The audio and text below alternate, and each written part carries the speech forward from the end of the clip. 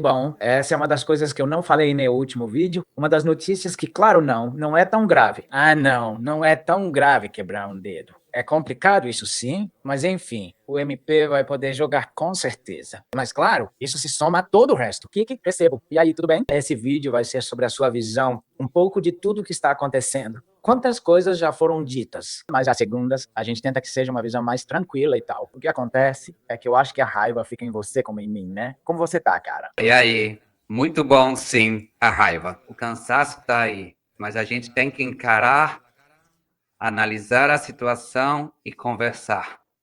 Do futuro, não tanto a curto, mas a médio e longo prazo. Muito, Miguel. Para analisar e, bom, no caso do Mbappé, olha, para colocar um pouquinho de humor que diante de uma cara. Sim, você me tirou. Sim, aí o próximo passo depois disso, vocês já sabem, galera. Bola de ouro. Brincadeiras à parte. Tomara que o lance do Kylian, apesar de ser chato e tal, não acabe afetando o seu.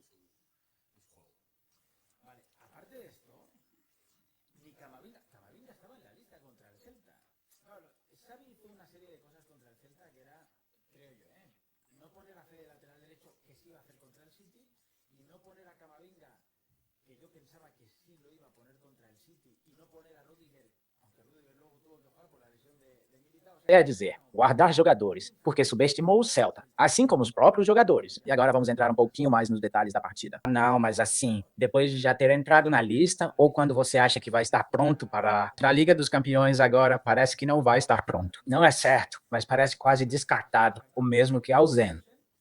Hostia na partida em que o Xavi está jogando tudo. E agora vamos a isso. Todas as lesões, todas as baixas. Como você reestruturaria a defesa? Insisto que agora vamos entrar nesse assunto todo, né? Olha, é bem complicado porque o seu número de peças é bem pequeno e eu também não sei como elas estão.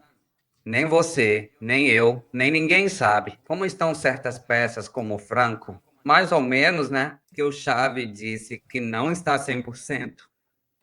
Mas claro, se ele está no banco, quer dizer, o normal é que se você e eu vemos que é um jogador, pelo menos no banco, é porque ele já tem liberação competitiva para poder jogar. Olha, não me vem à cabeça outro cenário agora, com os desfalques que tem e os problemas. Para mim, a defesa é inevitavelmente a que eu vou dizer. Valverde, Asensio, Rudiger Sim, sim. e Carreras, quero dizer. É que não tem mais. Voltamos ao que foi N o ano passado. Quando a gente dizia que não tinha outra defesa, claro, e olha que temos. E a gente falava isso no verão. Nessas coisas me dói estar certo, mas era muito evidente que estávamos indo muito no limite. Não corta o volume, porque tem muito volume, mas tem muito jogador que estava com o aviso ligado. E eu acho que mais um zagueiro não teria feito mal, levando em conta que no fim sobra uma vaga. No Madrid, também não parece que o Xavi tenha querido apostar em ninguém da base. Então, com esse paredão defensivo bem limitado, vamos encarar o jogo contra o City. Eu é que não vejo, Miguel, outra opção a não ser que ele volte a insistir. Enio Carreras como zagueiro, Fran na lateral, não. E eu não vejo, sinceramente não. Não vejo isso para este jogo. E para a vitória, eu sei que o importante agora é o lugar, mas para a vitória, você sabe que não vão nem o Fran, nem o Carreras. Claro, é a primeira vez na história do Real Madrid que você não vai nem com seus três laterais, o que já é histórico, ter três laterais numa temporada. Beleza, nem com esses três laterais esquerdos, nem com os dois laterais direitos. Eu acho que vai haver. Como eu estou vendo, a perspectiva de decisões que estão sendo tomadas ao longo do tempo. Xabi Alonso, eu acho que o Camavinga vai ser o lateral esquerdo se voltar, quer dizer, se estiver em condições. Eu acho que ele vai colocar o Camavinga na lateral esquerda. Se você me perguntar lá em Vitória sim, sim, em Vitória. Se você me perguntar lá em Vitória, com coragem, o que eu faria? Dar a oportunidade para um baita lateral esquerdo que ainda pode jogar como zagueiro da base. Me parece o melhor projeto nessa área. Valdepenhas é um grande projeto, mas Diego Aguado. Sim, né? Você até fala muito dele. A gente falou dele, eu e você falamos de outros jogadores, além do Thiago Cestero. Bom, jogadores que você conhece, Xabi Alonso, mas ele não quis colocar na dinâmica do time principal. Eu acho que o Diego pode ser uma boa opção, mas claro, tem que apostar e tem que arriscar. Sinceramente te digo, Miguel, eu acho que, bom, ele vai colocar o Camavinga. Vamos lá. Na lateral esquerda e depois no resto da defesa tem o Valverde, o Rüdiger e talvez o House. E volta não, porque talvez eu não saiba como vai estar lá. Está indo meio no limite, talvez para a vitória. Mas vamos, como eu digo, com o alerta bem ligado e com muitas limitações em termos de elenco. Aí sim, quando a gente tem tantas limitações e problemas de elenco, deveria olhar para a base, né? Tentar, pelo menos. Deveria. Olha, isso me dá gancho. Isso me dá gancho pra falar, porque o Xavi tá fazendo umas coisas muito estranhas, cara, e decepcionou a gente, a você, a mim. Mas olha, pra mim, ele é o maior culpado. Desses aí, pra mim, são os jogadores. Mas sabia, é corresponsável. É corresponsável por não ter coragem, por não querer fazer coisas. Olha que até tive esse sentimento depois da partida em Bilbao. Não sei se isso acontece com você às vezes no canal. Que você, não é que você se arrependa, que você revisa miniaturas antigas, capas antigas, títulos dos seus vídeos anteriores e do Oi. Não seria muito duro? Naquele dia não. A paixão joga de forma positiva.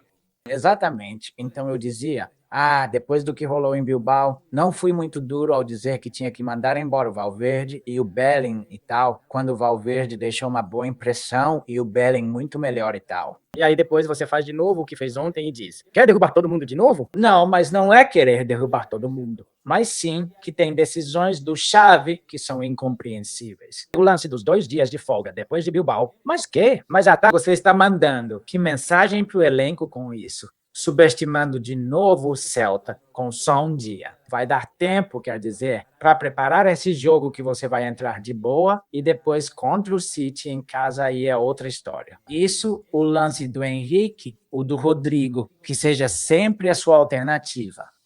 E começo a pensar que esse negócio de os jogadores não entrarem ligados desde o primeiro minuto. Para mim, a responsabilidade direta dos jogadores, mas tem uma secundária, que a gente também jogava na conta dele, do Ancelotti também, que era de, você não está passando bem a mensagem, não está convencendo eles a entrarem ligados. Não no jogo em Bilbao, mas em todos. E aí está a responsabilidade do técnico também.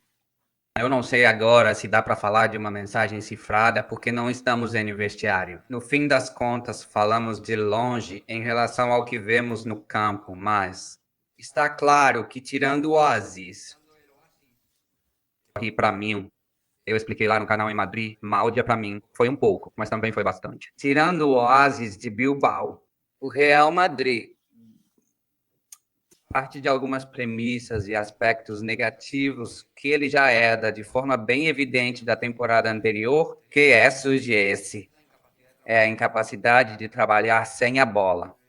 Quando o Xavi conseguiu, por alguns momentos, fazer com que o time fosse pressionante, dominante no território adversário, um time sufocante, com um índice de posse efetivo no campo rival e um índice de pressão efetivo, ficamos muito empolgados para ver essa nova metodologia. Não sabemos o que aconteceu no vestiário, não sabemos o que aconteceu na comissão técnica, tudo isso se foi, digamos, desperdiçando até que outra vez o Real Madrid ficou, pois absolutamente, e vou dizer de forma bem feia, ficou em frangalhos, futebolisticamente falando. É um time que voltou a ter enormes problemas na hora de recuperar a bola. Tanto faz se é o Elche ou o Celta. Qualquer meio-campo nos cria problemas quando, digamos, tem certa capacidade de retenção e posse. O Celta armou. E isso eu acho que você e eu já conversamos. Esse esquema 5-4-1 do adversário, que já foi usado contra a gente por mais times, dá um trabalho danado pra gente. E lágrimas para entrar ali, numericamente, eles não ficam muito atrás. Atacamos mal a área. Movimentos com uma falta de verticalidade incrível. Não trabalhamos movimentos de ruptura e engano. A gente pede absolutamente tudo no pé e somos bem previsíveis. No fim, tudo acaba se baseando em que, ao grande talento, embora talvez alguns dos protagonistas pensem que são melhores do que realmente são, mas no fim, tudo acaba se baseando demais no individual. No individual, e depois é um time que dá para atacar bem, que se perde fácil em alguns momentos na defesa. Tudo isso porque pressionamos de forma muito irregular. De novo, estamos com um nível de concentração e mentalidade. E vou dizer uma coisa: também se falou sobre a postura do Real Madrid na partida. A atitude, a partir da expulsão do Fran, vem de um empurrão, digamos, meio que uma sensação. Obrigação pela crítica do ambiente do público. Isso que te obrigam e tal. Ok, quer dizer, ali eles ajustaram um pouquinho de envolvimento, mas você percebe que nos 60 minutos anteriores faltou esse envolvimento, então você fica mais irritado. Fica mais bravo porque com um a menos eles conseguem tentar morder, tentar roubar, tentar ser mais aguerridos. Quer dizer, por momentos eles conseguem. Porque não tem mais constância. Porque não há mais concentração. Porque não há mais mentalidade. E eu estou muito preocupado com o que está acontecendo. E mais uma vez vou voltar àquilo que comentei na época e que a gente compartilhou aqui no canal, que o Collins disse que havia coisas graves naquele vestiário que ele não podia. Comentar numa conversa com Ramon, eu e o próprio Ramon Álvares de Moult. Textualmente ele disse: há certas coisas que acho que são muito tristes e que aconteceram, estão acontecendo e de alguma forma isso está afetando o Xabi Alonso. Então quer dizer que tem que ter algo disso, então? Então, acho que entendo que é muito atraente e interessante jogar hate no criador de conteúdo da vez. Nesse caso, o Iñaki Angulo em particular, que para mim não é nem simpático, nem antipático, nem indiferente. Não tenho nenhum tipo de vínculo pessoal com ele. Mas o foco se desviou, Miguel. O pessoal focou não no lado midiático, no impacto, Iñaki, que você pode acreditar ou não. Cada um acredita no que acha e em tudo, em toda essa confusão. A gente perdeu o que realmente importa, que é o que dizem pessoas próximas ao Real Madrid. Além de fonte confiável, eu sei, pelo menos eu tenho certeza que eles têm boa informação. E pra gente foi absolutamente a mesma coisa. Pra gente foi a mesma coisa e já falavam isso mesmo quando o resultado não era tão ruim assim, no sentido negativo. Já se falava de coisas que aconteciam e rolavam, mas a galera quer se cegar só porque esse cara tá falando isso. Mas é que não reparem, o cara que vocês odeiam. Olhem para quem vocês gostam. Vocês gostam mais deles. Mas além de gostar, não gostar ou achar mais ou menos, são pessoas próximas ao Real Madrid. E gente que em certos pontos coincide com outras informações. Bom, olha, sem ir mais longe, hoje todas as informações do Santi Figueiredo, que para mim é das poucas coisas que se salvam do Marca, do Mário Corta. Sim, não, do Mário Cortegana. Do Ramon Álvares de Mon, que se tem um. Personagem Romero. Abraham Romero, do mundo já já. Mas olha, quero destacar o do Ramon, porque até o Ramon reconheceu que até ele já deixou de falar certas coisas para não prejudicar o seu grande comunicado. O Ramon tem um canal com muito boa qualidade, muito boas notícias e tal, tudo. Todo mundo se engana. Mas olha, se eu tiver que falar Demiro todo, um comunicador do YouTube sobre o Real Madrid que erra menos e, acima de tudo, que contrasta muito as informações dele e que tem uma coisa que não está nem certa nem errada, né? É o jeito dele. Ele já falou isso muitas vezes, que não quer prejudicar o Madrid. Acho que o Ramon, e no entanto, por exemplo, hoje ele estava dando como certo que todas essas informações do Alberto Pereiro, também da Onda Cero e tal, estavam bem divulgadas. Não que estejam pensando em mandar o Xavi embora já e que viria, ou que escolheriam entre Zidane e Arbeloa. Quer dizer, essa corrente que existe dentro dos consumidores de conteúdo de rede, nas redes sociais do Real Madrid.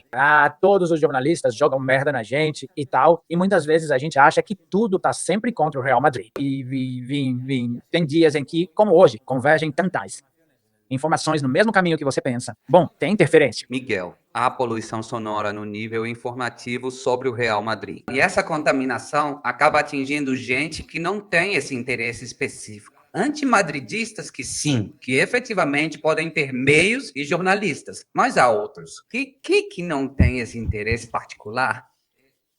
Insisto em pessoas como as que você mencionou, Ramon, o próprio Javier Alberdi, quer dizer.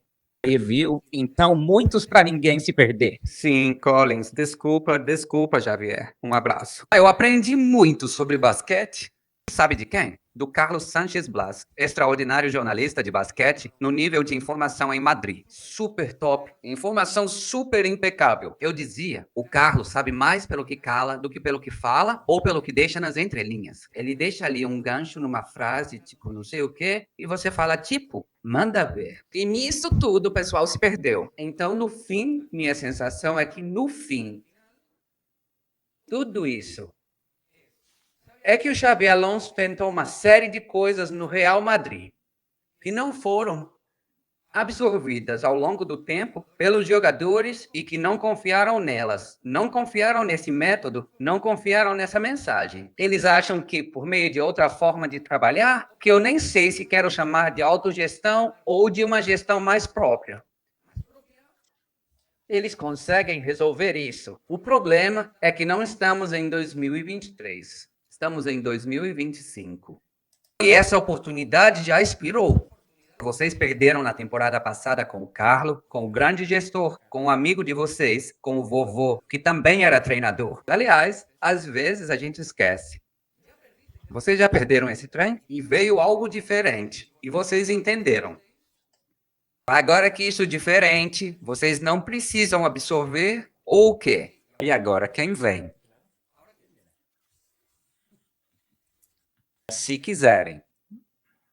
Eu digo para os jogadores que vocês querem, quer dizer, para os futebolistas, o que é que vocês estão afim? Porque no fim das contas, vejo que é uma questão de agradar aos jogadores. Na verdade, o essencial seria que o presidente, mesmo com os erros do Xabi Alonso que ele teve, aliás, insisto, ele teve, pudesse cobrir e apoiar.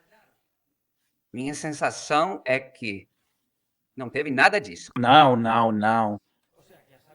Quer dizer que o Azabil foi boicotado lá dentro. Porque, claro, o Xavi começou com umas intenções que a gente consegue ver. As mais puras, a gente viu no Mundial de Clubes. E começo de liga por momentos, e começo de liga e tal. Mas lá dentro boicotaram ele. E não só os jogadores, a conivência entre jogadores e gente de dentro do clube. Já tinha ficado claro que não estava Enio o melhor ambiente e foi se protegendo. Xavi, caramba, não vou tomar essa decisão porque, olha, vai acabar sendo pior para mim. Não vou tomar essa outra porque vai acabar sendo pior para mim. Vou seguir pelo perfil baixo e aí o Xavi foi se encolhendo até se traiu. Assim mesmo, tá comigo? Sim, e acrescento que ele pensou que, ok, a gente se ajusta. A gente não chega. Você lembra das reuniões pré-jogo contra o Olympiacos, onde se falava de todos esses grupinhos e tal? Eu digo, bom, vamos ver. Pode ser interessante tudo que eu na vida acho bom. Falar, conversar, buscar acordos. Minha sensação não foi, no fim das contas, que com o tempo se quis buscar acordos. E sim, que eles queriam um fantoche. Eles quiseram um cara que descesse do salto, como diriam na América do Sul, que saísse do pedestal tático que ele tinha fora do seu terreno. E quando já estivesse no terreno dele, largar ele de mão. Isso é o que eu vejo desses jogadores. Que o que eles querem é um cara que deixe eles terem autonomia e autossuficiência constante.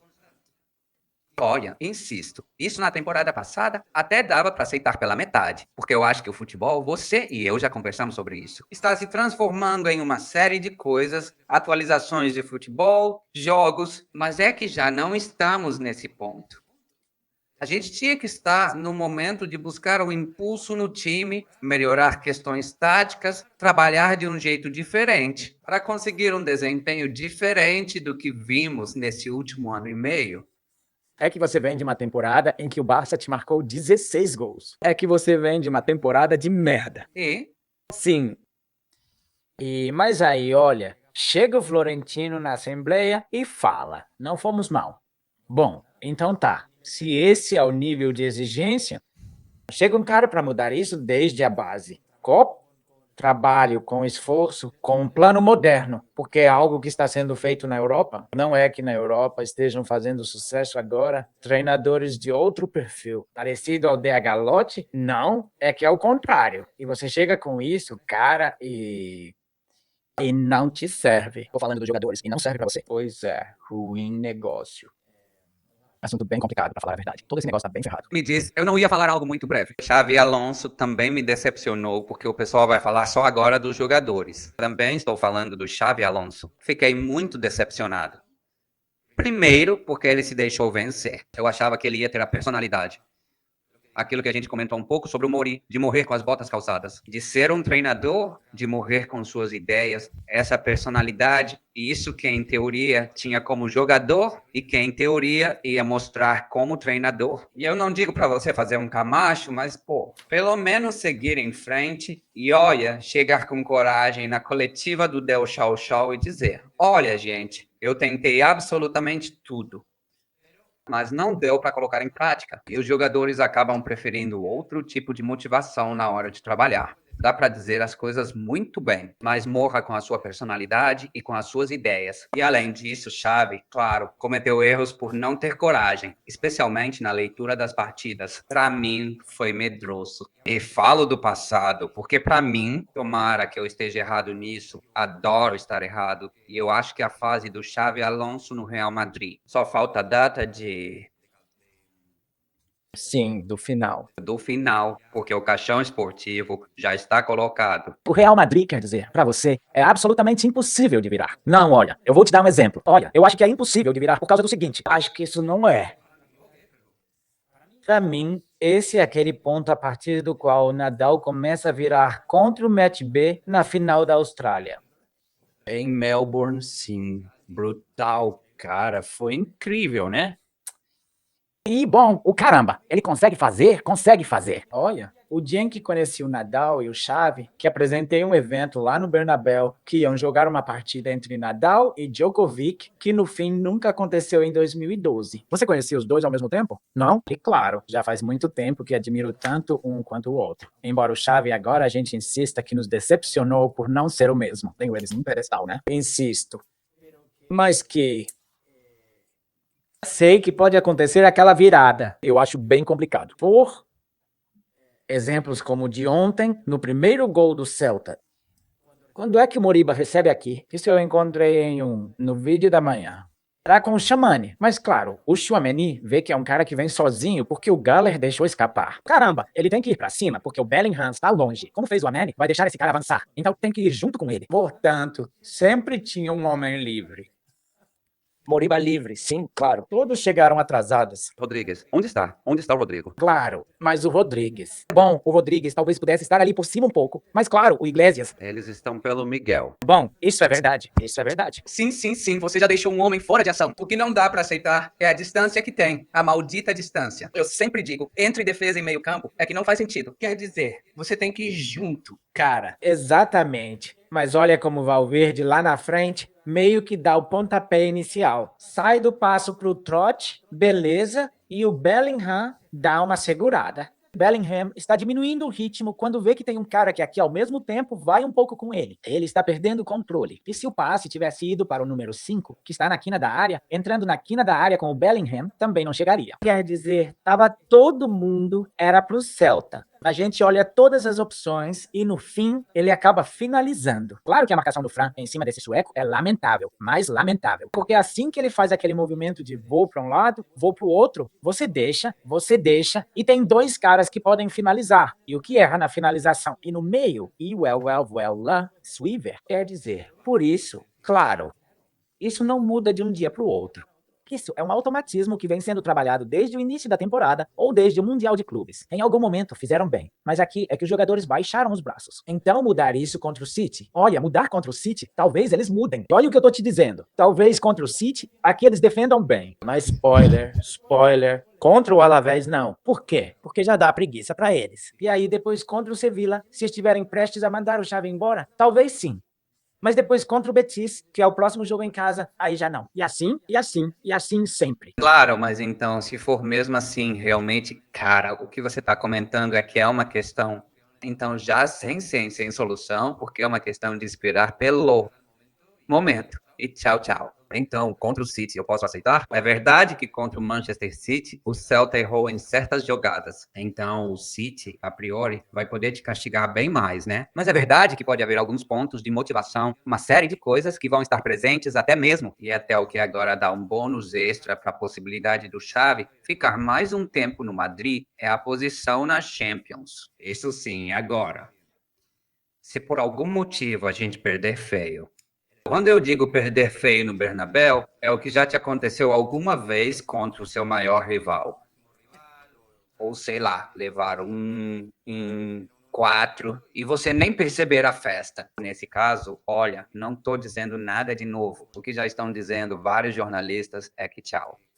Tchau. Olha que eu, por acaso, sem ter informação nenhuma, eu falei, olhando o calendário, acho que o jogo contra o City vai ser. um ponto de virada. Mas eu, sem saber absolutamente nada, pelo tipo de jogo que é. Também com o Guardiola no meio, aí tem muita coisa, muito clima, muito contexto, porque ainda por cima, vendo esse City, você vai conseguir imaginar coisas para o futuro. Quero dizer, dependendo do que acontecer com o City, você pode pensar, porque este City, este ano, está brigando ali e tal. Você pode olhar para março e dizer, claro, para onde vamos? Claro, tá tarde. Estamos claros. Ou Barça, isso mesmo. Olha, eu não acredito nessa história de que os jogadores fazem corpo mole, mas estou tentando entrar na cabeça de alguns deles. Que algum pense, poxa, há 4 pontos do Barça que é ruim, mas pode ser que dê pra salvar? Ou ainda falta muita temporada nesse ritmo? Com certeza que não, nesse nível não, mas enfim. E dizem, poxa, se a gente perder pro City no Bernabéu, não é tão grave pra Champions, porque ainda podemos estar dentro também. Ou que a coisa complique um pouco. O top 8 complica, mas alguém pode acabar pensando, bom, não seria tão ruim, né? Que a gente fizesse um papelão e mandassem esse embora. Sim, gente que não quer o Xavi Alonso de jeito nenhum. Mas que papelão é esse? Que jogador quer passar vergonha fazendo papelão no Bernabéu contra o City? Eu não acredito em armações. Super óbvio que o jogador chega lá e diga, vamos, me deixa que eu não vou fazer absolutamente nada. Me dribla, vai? Quer dizer, eu não acredito nesse tipo de coisa. Agora sim, eu acho que não tem armação, mas tem sim. É uma questão futebolística, por um lado. Motivacional, de botar mais perna, mais fome, mais vontade, mais coração.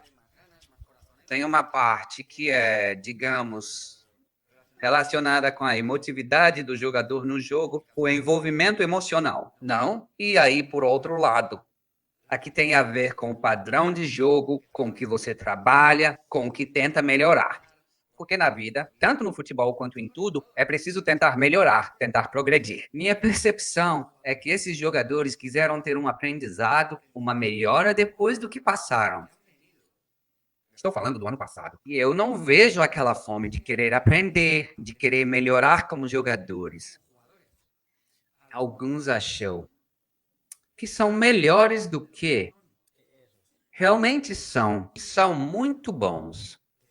Mas eu já tenho a sensação de que isso é cíclico. Além disso, na vida e nem o futebol também, não são os mais bonitos da Europa. Já não somos, infelizmente. Tomara, tomara. Mas eu acho que com o passar do tempo, no fim, acabou se perdendo uma série de jogadores, de futebolistas experientes, e saber se manter na elite, que tudo isso, gradualmente, digo gradualmente, ao longo dos anos, foi se perdendo. Agora o Madrid é outra coisa, com outro tipo de jogadores. Então, isso me dá a sensação de que vai ser uma temporada que ou traz uma mudança radical, ou é uma fuga para frente em relação à anterior. Sim, sim. E além disso, nesse elenco não tem os líderes que tinha antes. Não tem a qualidade que tinha antes. Tem qualidade, né? Mas não estão nem o Cristiano, nem o Kroos, nem o Modric, nem o Casemiro e tal. Claro, nem o Benzema. E veio, tem um assunto. Já já estamos terminando. Não quero abrir outra polêmica, mas tem uma questão de QI aqui também, né? De inteligência. É que não é que não seja aquele elenco. Cara, Claro, porque olha, você sabe o que acontecia com esse negócio de QI? Que você dizia na liga, poxa cara, jogos assim. Eu digo, já vi alguns parecidos, né? Anteriormente, nas temporadas anteriores, mas depois, Sim, quando chegava a hora decisiva. você sabia que esses iam entrar com tudo, absolutamente com tudo. o que também não estava certo, porque eu sempre critiquei a falta de consistência do time. Mas sim, Assim. Mas você sabia que eles tinham aquele cruzado do boxe, aquele golpe que você pensa, beleza? Vocês trabalham pelo volume. Se eu for para UFC e para MMA, mas vocês têm 2 ou 3 golpes que são nocauteadores, te destroem. Este Real Madrid não tem nem a aura, não tem nem o golpe e ainda por cima acham que são mais bonitos que os outros. Assim, é impossível evoluir na vida se você não tiver um mínimo de humildade em qualquer questão da vida, como criador. Se você percebe que está fazendo um trabalho ruim, tem que tentar fazer uma introspecção. Contrição, aprender, melhorar. Esses caras não sei em que ponto estão. Sim, sim, exatamente. Bom, Kiki, um abraço bem grande, cara. Dá um like nesse vídeo. Se vocês gostaram, inscrevam-se no canal, também no do Kiki LLM. A gente se vê no próximo. Bom, a gente se vê lá no céu pra prévia da partida contra o City. Um abraço grande, cara. Um abraço. Tchau, tchau. Tchau.